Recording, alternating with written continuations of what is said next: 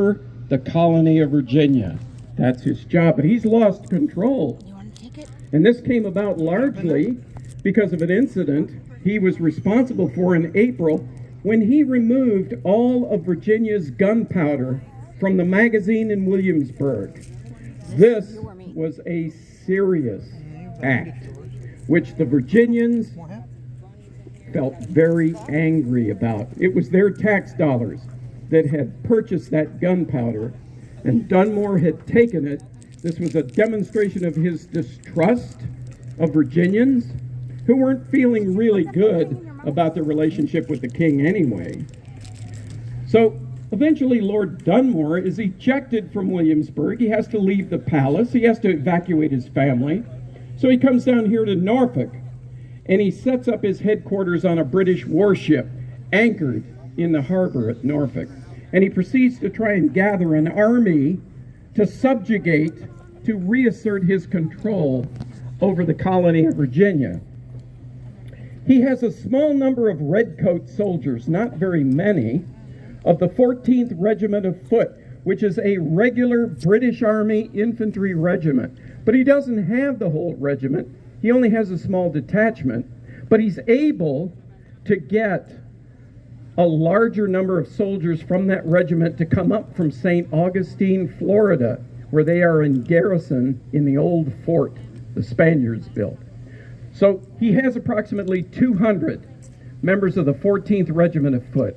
He's done his best to enlist as many loyalists, Americans in our way of thinking, we might call them Tories, who are loyal to King George, and he has mustered as many of them and armed them as he can. But perhaps the most interesting part of Lord Dunmore's force comes about as a result of a proclamation he issues to the Virginia colony in late November 1775. Dunmore's proclamation, we call it. In that proclamation, he did his best to reassert his authority, but the thing that he did that we remember best or most from the proclamation was he declared that any indentured servant or any Negro, meaning slave, that belonged to any Virginian in rebellion, was urged to come to where Lord Dunmore was, and he would take those men, he would arm them, and he would set them against their former masters. Didn't that send shockwaves through colonial Virginia? Certainly did. And he took those men, because there were quite a number of them, and he formed them into a military organization that was called sometimes you see it described as the Royal or Loyal Ethiopian Regiment. And they were armed, and they were trained, and they were under the supervision of the non-commissioned officers, the sergeants and corporals of the detachment of the 14th Regiment of Foot. There's only one little historical tidbit that comes down to us about how they may have appeared, how they may have been dressed, and that is that there is an indication that they wore perhaps a sash, or embroidered on the shirts that they wore was the phrase, "Liberty to slaves." This is the only aspect of the uniformity of the Loyal Ethiopian Regiment that we have, liberty to slaves. They were here too. So let's talk about the size of the forces for a moment. Lord Dunmore has, down here at Fort Murray, about 350 men under arms. That's about 200 members of the 14th Regiment of Foot, some Tory militia, and the Ethiopian Regiment. They're all here, about 350. He's also got some artillery. Not a lot, but he's got some. He's got a couple of 4-pound cannon, which fire a 4-pound round iron ball. That's pretty respectable in a field engagement. And he's got some smaller swivel guns, like might be mounted aboard ships. He's got some Royal Navy sailors who are here to man some of those swivel guns. Colonel Woodford, who commands the Virginia Army here at the Battle of Great Bridge, has approximately 700 men, largely of the 2nd Virginia Regiment. That's his personal command. He's the colonel commanding the 2nd Regiment. He has the Culpeper Minute Battalion from the Virginia Piedmont, 3 companies of them at least. And he also has at least one small group of North Carolina volunteers that flesh out his number as somewhere between 700 and 800 men. I want to get back to the geography here. So you've got Fort Murray, which is where the British primary camp is. And if you look across the way, you can see what looks like, kind of broken down on either end, a small section of post and rail fence. That's our physical representation of the bridge over the Elizabeth River. At the end of that bridge, south end of that bridge, is an island. And where you see all the boxes and bales piled up, this represents the island south of the Elizabeth River. Now, there are approximately a half a dozen houses built on the north end of that island. You don't see them, but on the landscape in 1775, they were there. On both sides of this island is swampy, marshy, impassable ground. As you proceed south, the southern end of the island has a causeway. And if you look out here, you can see where the straw has been piled up to sort of simulate a lane that passes from the island toward where the Virginia Army is encamped. Beyond the end of the causeway, you can see that plank-looking fence. That's an earthwork that the Virginia forces had thrown up as a defensive measure against Dunmore and his force. And off to your left, my right, you can see another small outer work or entrenchment. And these will all figure prominently in the Battle of Great Bridge. 400 yards beyond that earthwork is where the Virginia camp is. So if you take the entirety of this piece of ground from Fort Murray to the Virginia camp, you're talking about a distance of about a half of a mile. Certainly a great deal more than you see here, but we only have so much space. Now, if you went from the flagpole in Fort Murray and you went to the center of the Virginia camp and you took that line and you pushed it that way and you swung that end of it around to where that line approximates where Battlefield Boulevard is now, you'd be about where the battle actually took place. So half a mile from the British fort to the American camp. Much greater space than you have here today. Okay? So weapons. What kind of weapons do we have? Well, on both sides, the most prominent weapon in the hands of soldiers is a smoothbore flintlock musket. This is a weapon which is a smooth on the inside iron barrel that fires a round bullet that is undersized, and it's a lot like blowing a pea through a straw. It's not particularly accurate, and it's not particularly long range. So if you can imagine the length of a football field, 100 yards, that's about the maximum effective range of a smoothbore musket, such as the British have in their hands, and such as many of the Americans have. The Culpeper men who are here from the Piedmont are backcountry settlers, and many of them carry a weapon legendary in American history. I like to refer to it as the American long rifle. Some people like to call it Pennsylvania rifle. Some people call it the Kentucky long rifle.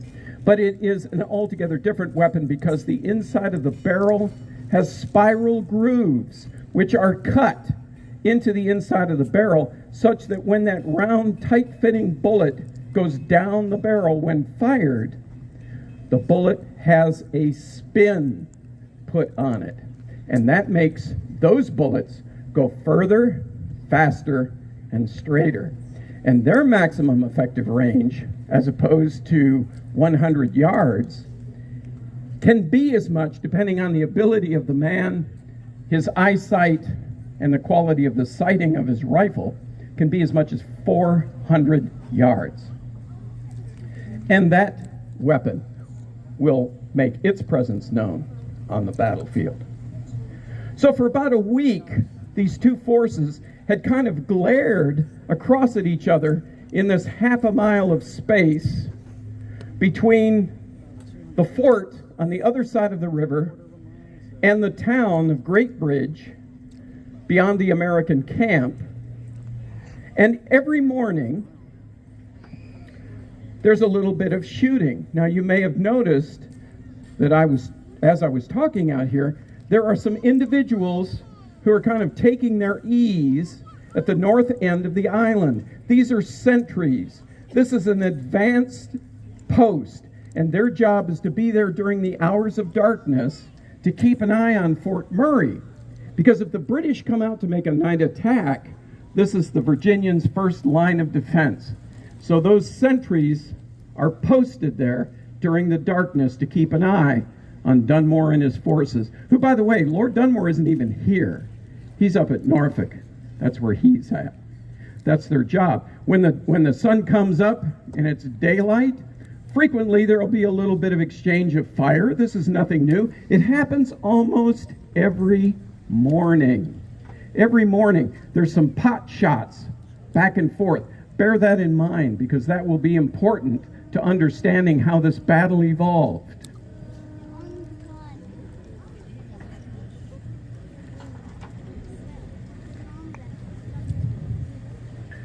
Lord Dunmore had become aware an individual had been brought into the British camp.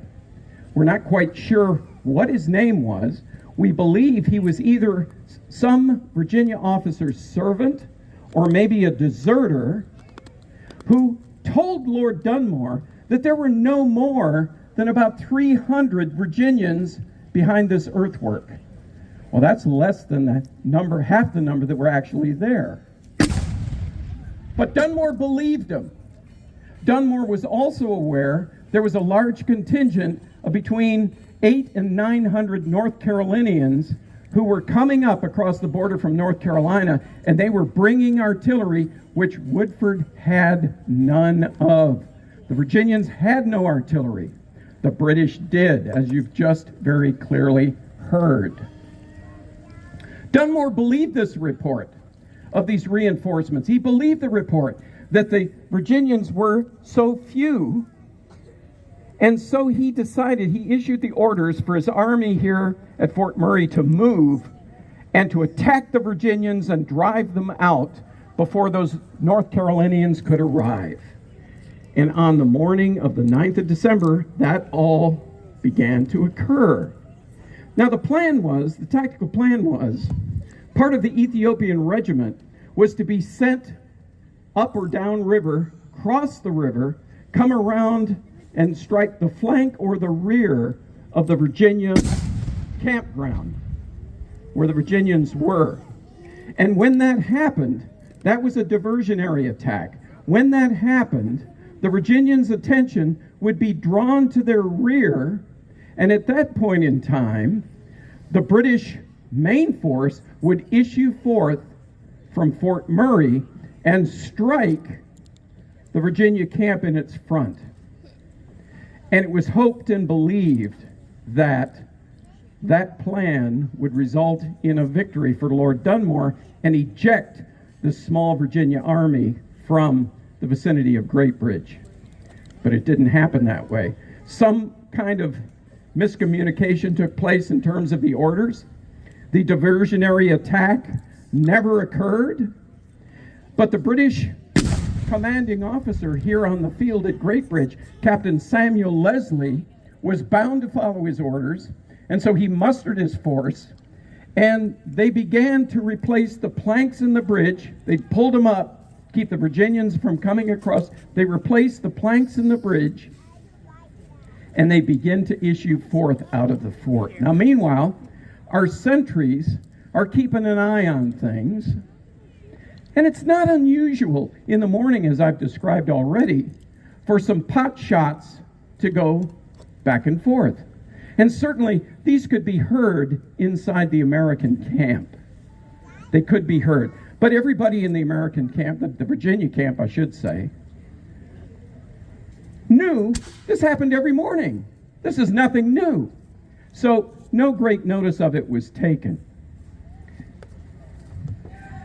Now you'll notice that the sentries are now beginning to take notice of the activity issuing out of Fort Murray, and they're becoming a little bit more active. There were only a handful of them, and so in typical fashion, as occurred every morning, they started pot shotting at the British in the vicinity of Fort Murray.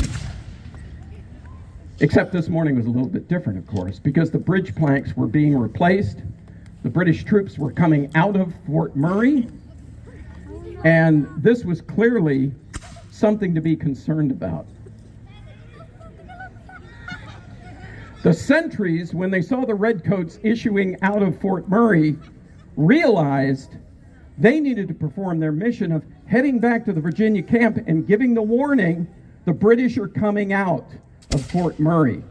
And so they fired 2 or 3 shots and left, except for one man who may to some extent be considered the hero of the Battle of Great Bridge. He was a soldier who was one of those sentinels whose name was Billy Flora.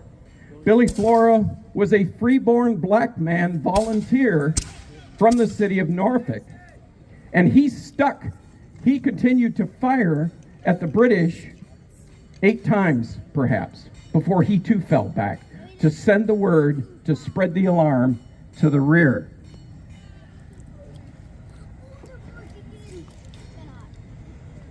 The British have replaced the planks on the bridge. They begin to cross over the bridge. They begin to reach the north end of the island. But still, this shooting back and forth is not really anything new.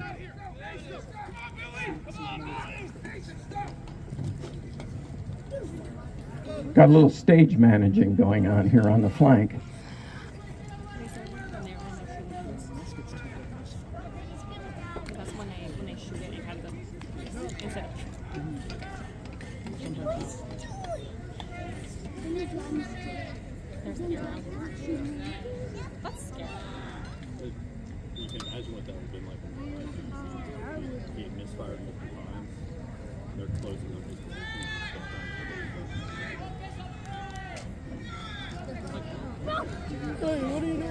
Now, as you may observe, this is a teachable moment.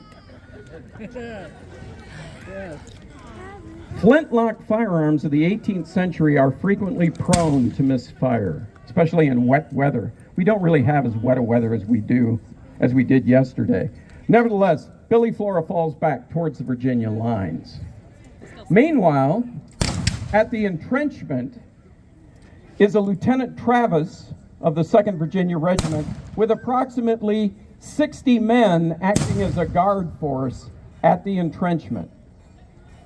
That's all of the troops in any kind of numbers from the Virginia side who are directly present and prepared to fight. Now, in the Virginia camp, 400 yards behind them, reveille has been beaten on the drum, and the small Virginia Army has stood to for formation with their muskets, with their rifles, to begin their duty day. But they're still unaware that there is a major British assault coming toward them.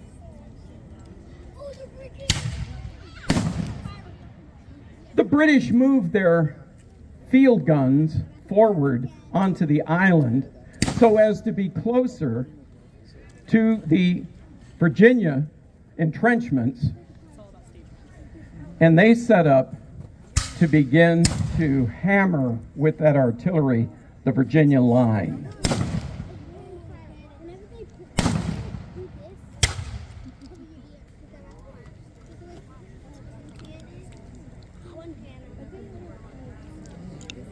Meanwhile, the commanding officer of the Virginia forces, Colonel Woodford, is still unaware that the British are beginning to execute an attack on his roughly 700-man army. He's not even aware of this because he's probably quartered in a house that's more than 400 yards behind this entrenchment.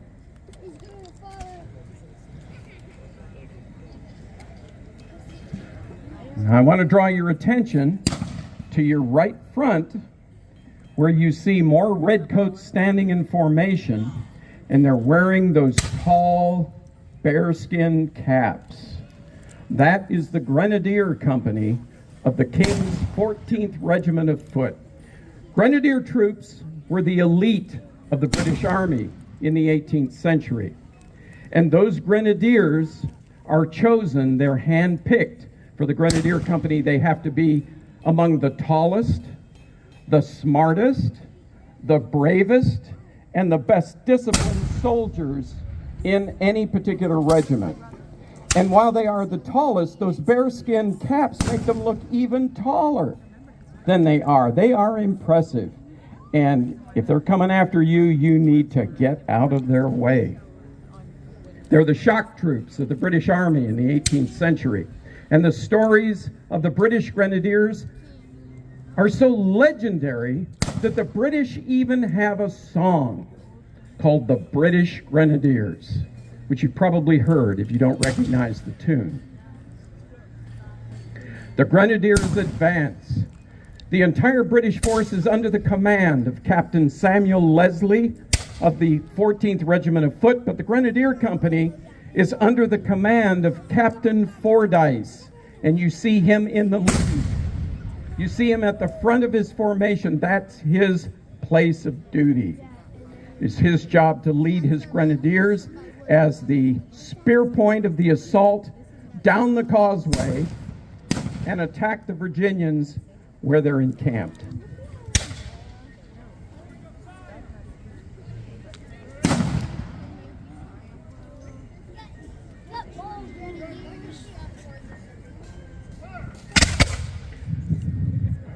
History tells us that the Grenadiers fired a few volleys in the direction of the Virginia Army before they made their famous advance.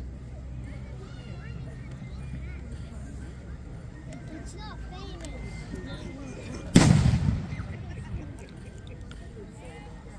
And here they go. The causeway was so narrow that the British column could only effect a 6-man front going down that causeway. Understanding there is swamp and marsh on either side of that causeway that they're marching down, this is the only way that they can get at the Virginia Army is by taking this causeway, marching down and striking the Virginians. 6-man front. That is a very narrow front for the Virginians to focus their firepower on. And that's exactly what they do. Lieutenant Travis is now fully aware that there's a major British assault, and his 60-man guard force, aided by a few additional volunteers who've come up from the camp, begin to fire on the advanced British column of the 14th Regiment of Foot.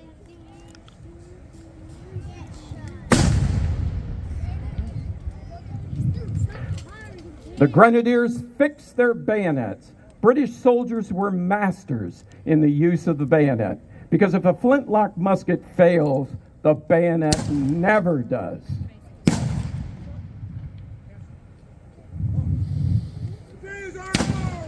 Fordyce yelled to his troops, "The day is ours," and advanced toward the earthwork of the Virginia Army.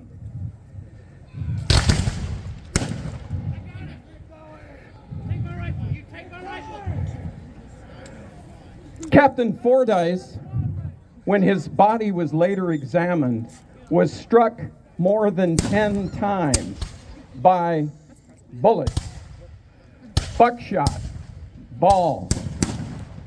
And he fell at the head of his troops, which is exactly the place where it was expected that a British grenadier officer would lead the charge to victory or meet his end.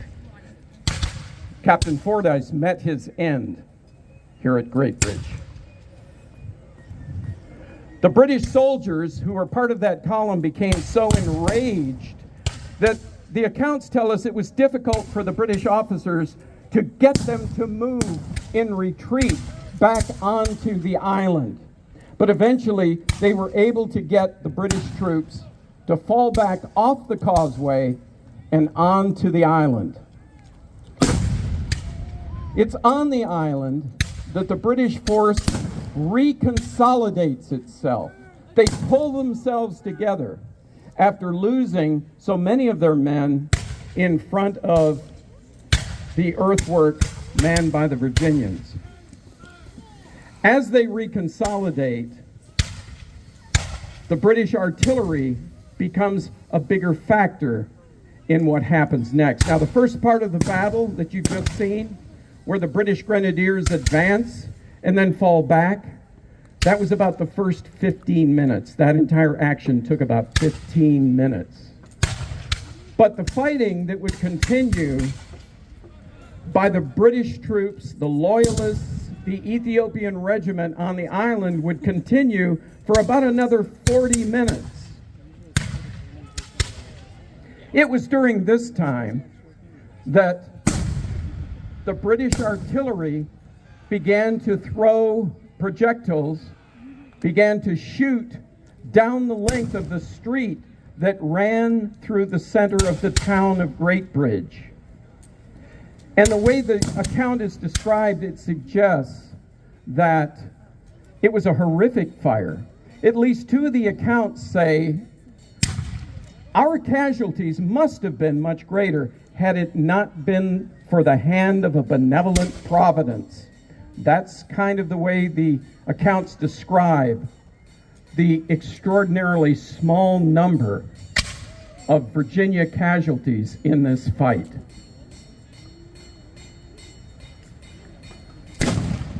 Meanwhile, in the Virginia camp, everybody is now fully aware of what has been taking place. And the remainder of the Virginia force comes up to the entrenchments. Something else that happens is that some of the Minutemen from Culpeper man this other work that you see across the causeway. And they were very much responsible. When the British Grenadiers made their advance, they were able to help catch that column 6 men wide going up the causeway in a crossfire. So that's the reason why the casualties for the British advance part of the column were as heavy as they were.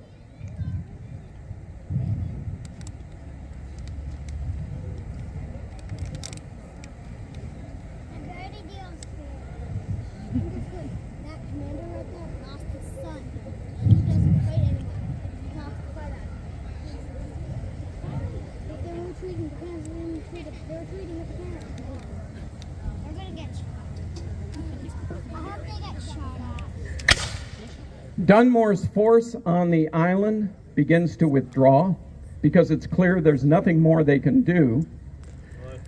It's clear to them that advancing across this causeway is essentially suicidal. So they withdraw from the island. They drag their guns back. And eventually, the Virginians issue forth from their camp, from behind their earthworks, to examine the ground in their front, where they will find roughly, well, that's a pretty exacting number, 32 British casualties killed and wounded, among them Captain Fordyce of the Grenadiers, who's been hit by multiple bullets.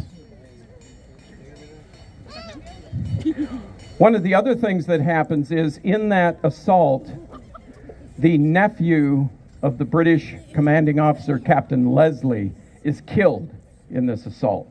And that seems to have had, that personal loss seems to have dramatically affected Captain Leslie's willingness to utilize his remaining soldiers to continue this fight.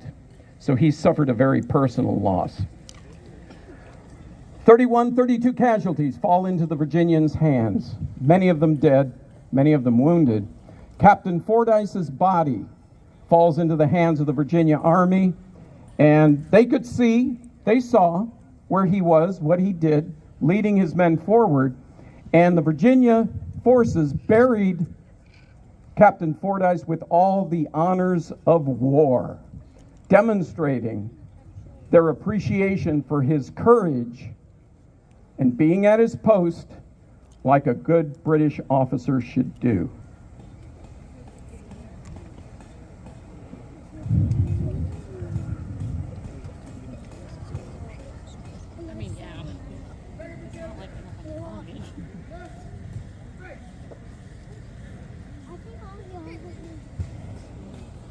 There were some among the leadership of the Virginia force who wanted to advance across the causeway, across the island, and attack the British force at Fort Murray. But Woodford wouldn't allow them to do it because he was concerned what might happen was the same kind of a defeat in reverse. So he did not allow the Virginia forces to advance and in any way attempt an assault on Fort Murray.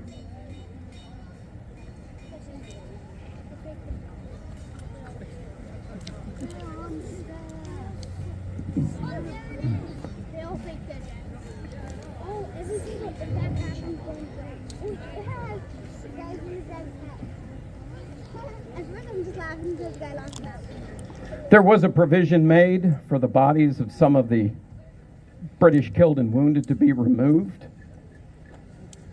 But essentially the Battle of Great Bridge was over.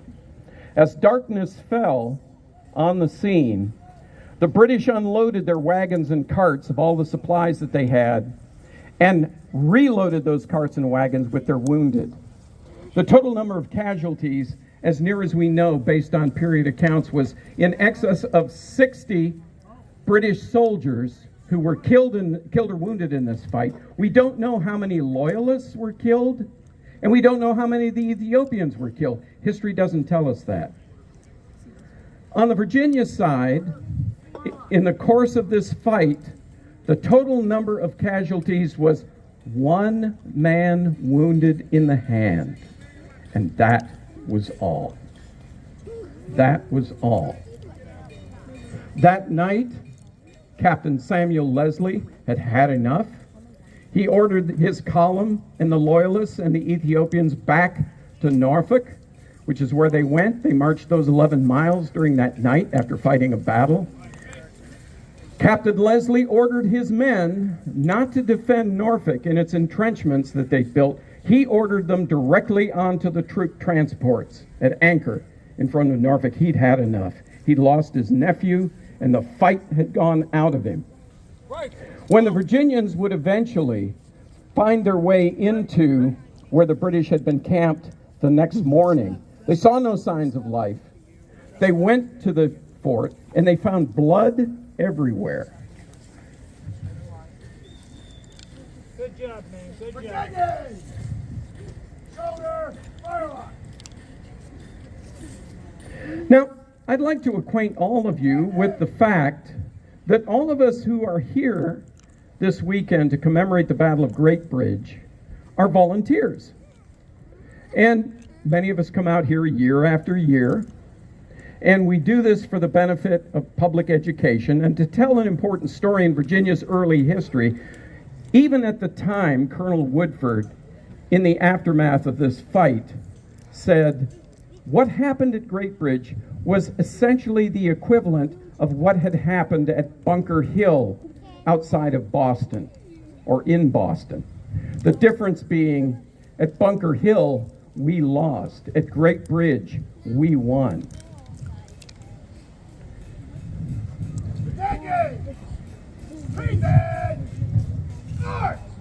Now, as volunteers, and as a kind of a wrap-up to this commemoration that we put on for you today, we like to bring the troops up. All of the firearms have been checked for safety. It's an important part of what we do in terms of living history. We'll wait for our red-coated opposition to find their way over here so that you can see them up close and personal. In the meantime, while we're waiting for that to happen, I'm always glad to be a little interactive with the audience. And if anybody has any questions about what you've seen or the fight here at Great Bridge, I will endeavor to do my best to answer. Yes, sir.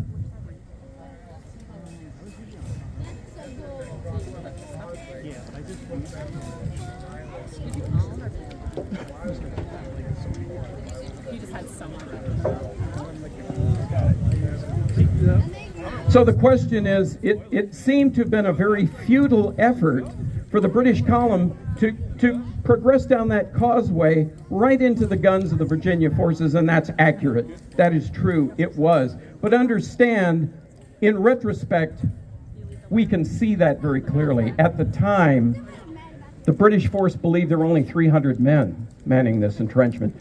They had attempted to cause this diversionary force to strike the flanks or rear of the Virginia Army, but that didn't happen.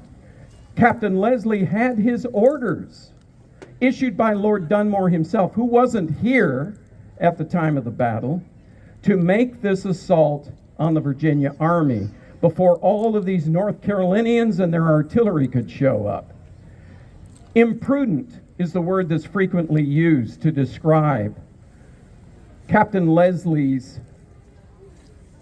continuance to follow his orders that he was given. And I can't give you a better answer than that.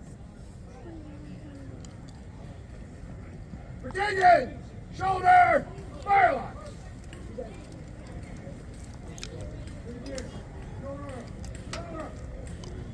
On behalf of all the reenactors here, many who have been coming here year after year, we want to salute you, the people of Chesapeake and Great Bridge, for hosting us, and remind you that in 2 years, the 250th anniversary of this battle, this very, very important battle.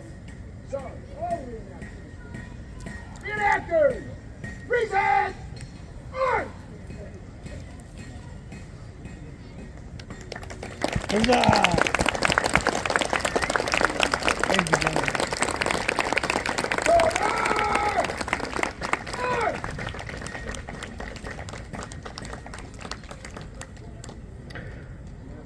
Okay. We would like to invite all of you to come across that extraordinarily strong and difficult to cross safety boundary, the orange line on the ground. We'd like to offer you the opportunity to come out of the stands, come up and meet the people who put this demonstration on for you, and ask any additional questions you have about the clothing, the equipment, the weapons. We're glad to do that. That's why we come. That's why it's important to us to help educate the general public. So thank you again. Thank you again for coming out to Great Bridge again. Thanks to the city of Chesapeake who hosts this event. Thank you for all of their support personnel who come out here. Come on up. Get friendly.